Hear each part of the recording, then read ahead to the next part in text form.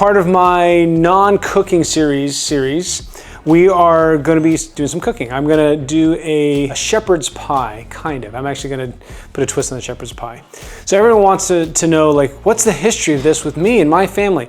There's no history. I mean, I'm quarter Scottish and eighth Irish, so I guess in that respect, there's some ethnic aspects that come from my background. But other than that, I just like shepherd's pie. So shepherd's pie is made with lamb traditionally. Why? I mean, shepherds were shepherds for sheep, so lamb. Originally, historically, there actually was a crust on this, but then at some point it got replaced with mashed potatoes.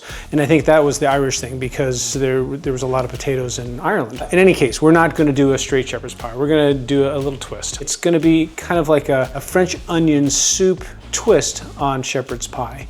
So it's going to have a lot of the same ingredients. We're just going to change the concentrations of certain things a little and how we cook it a little bit so it's got that French onion soup flavor on top of the shepherd's pie. So first thing I'm going to do is just basically cut a bunch of onions. So this shepherd's pie typically calls for onions, but not as many as we're going to use. I'm just going to get this butter melted. I'm going to throw the onions in there. I'm going to cover it for a few minutes to just wilt it all, to kind of get it wilted and soft, and then we'll open it and brown it. That takes a little bit of time.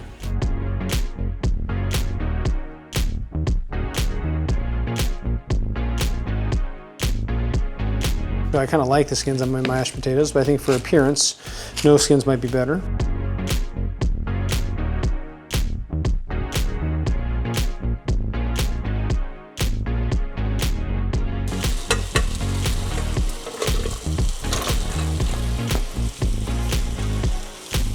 So now I'm just preparing the spices. This is fresh rosemary. Of course you can use dry, but I like using fresh whenever I can. I think there's more flavor. So I'm just going to deglaze this a little bit. Put a little wine in. This is just to get sort of that brown stuff off the sides. That adds color to everything and flavor. You can put in some of the rosemary. Let that cook a little bit, get some of the flavor out. I really like kind of mincing it to make sure those little stems are small enough and not annoying. You happen to get it from Bristol Farm, but obviously you can get it from anywhere you want. Now it's going to go directly into the pot.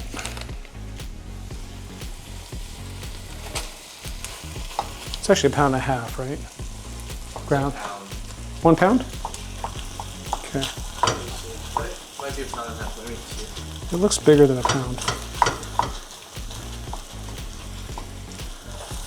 This is where I always get a little creative. I don't tend to follow recipes directly. I tend to change things up. Why? Because I like to. Because I can. That's why. Make it my own.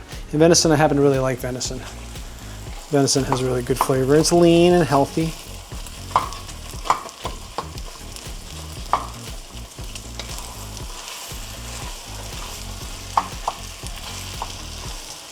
I'm going to add some ground pepper, ground black pepper. That's about right. It should do it. And then some salt. I'm using sea salt. Add about a tablespoon, I think. Maybe less, 2 teaspoons.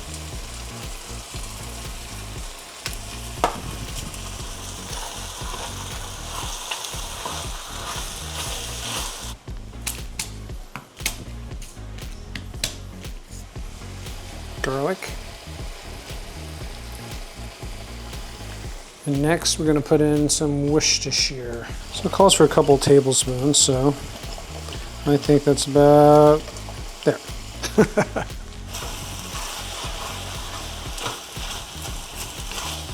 So what is Worcestershire sauce and how do you actually pronounce it? I'm not sure I'm pronouncing it right, but I don't know. That one I don't know. You can look that one up yourself. But ingredients: distilled white vinegar, molasses, sugar, water, salt, onions, anchovies, garlic, cloves, tamarind extract, natural flavorings, chili pepper extract.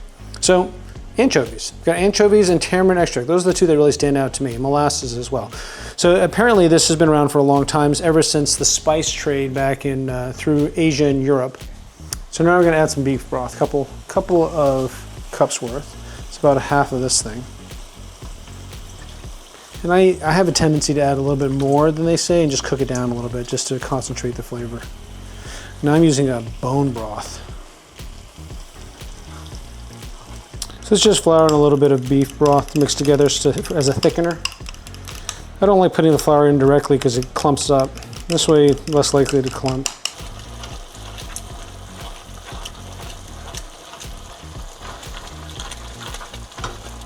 So I'm just going to add mixed vegetables in mine. I mean, we could put in actual carrots and peas and that kind of stuff, but I'm just in corn. I'm just doing it all in one shot.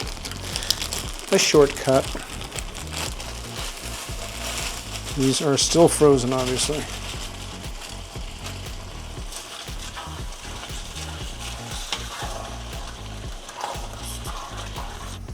So these are the potatoes. They are most certainly done. And drain a little bit. You can see how dry they are. So of course, if you don't want to put dairy or extra fat, you can use the water that you cook the potatoes in, and that actually works pretty well. But if you want something to be a little bit more rich, a little bit of heavy cream or half and half or just plain milk, it's very nice. Or buttermilk, actually. I like using buttermilk. I think is a great one. But today we have some heavy cream. So,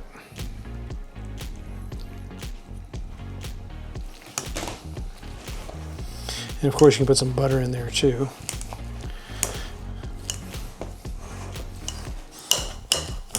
Great, okay. So I'm gonna make one in this. That way it can look pretty. Then I'll make one in probably a big square pan.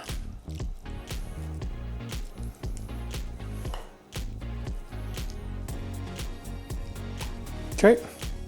So now I'm grating on some Gruyere cheese, which is typically the same cheese that you put on French onion soup. And it goes 400 degrees for about 20 to 30 minutes. I got the big one, and here's the one a little pretty one.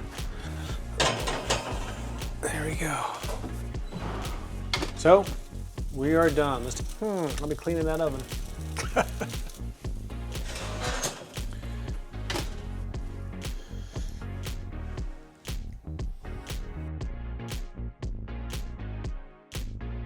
Let's give this a try.